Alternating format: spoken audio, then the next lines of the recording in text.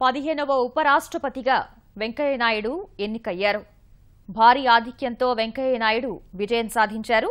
ఈ ఎన్నికల్లో వెంకయ్య నాయుడుకి 516 ఓట్లు పోలవగా గోపాలకృష్ణకి 244 ఓట్లు పోలయ్యాయి.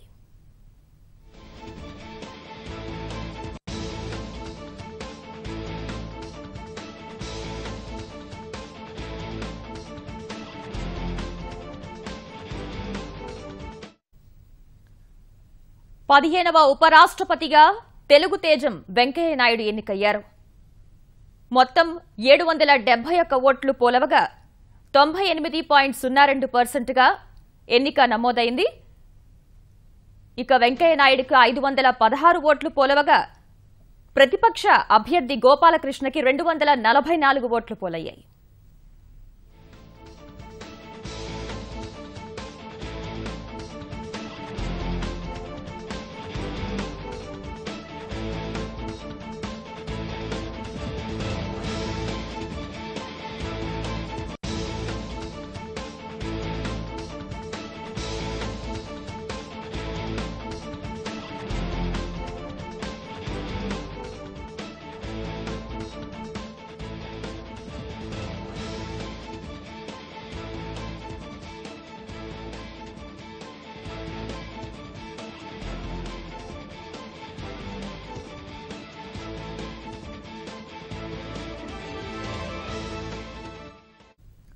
పదిహేనవ ఉపరాష్ట్రపతిగా తెలుగు తేజం వెంకయ్య నాయుడు ఎన్నికయ్యారు.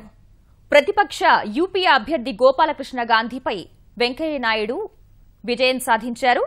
ఈ ఎన్నికలో మొత్తం 771 ఓట్లు పోలవగా వెంకయ్య నాయుడుకి 516 ఓట్లు, గోపాలకృష్ణ గాంధీకి 244 ఓట్లు పోలయ్యాయి.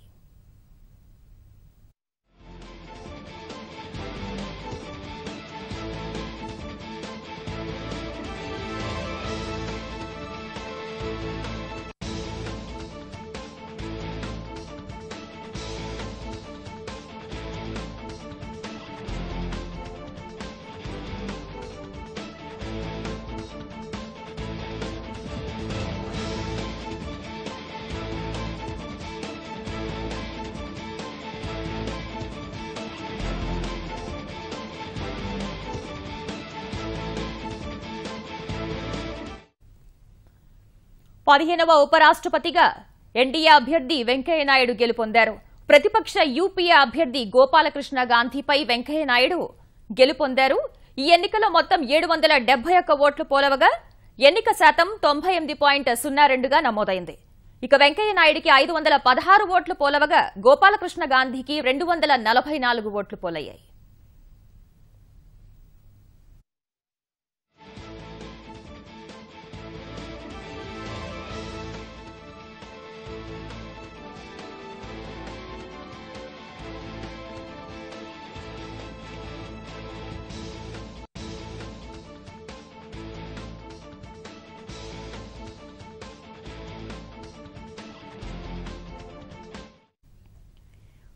పదమూడవ ఉపరాష్ట్రపతి అభ్యర్థి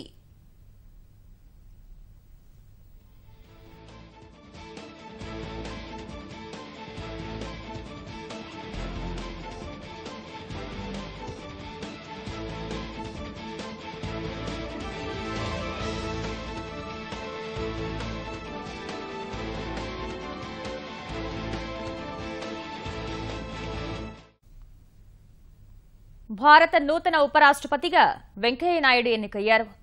నిలువెత్తు తెలుగుదనానికి నిదర్శనంగా దేశ రాజకీయాల్లో తనదైన ముద్ర వేసిన వెంకయ్య తన ప్రత్యర్థి యూపీఏ అభ్యర్థి గోపాలకృష్ణ గాంధీపై 272 ఓట్ల భారీ మెజార్టీతో జయభేరి మోగించారు.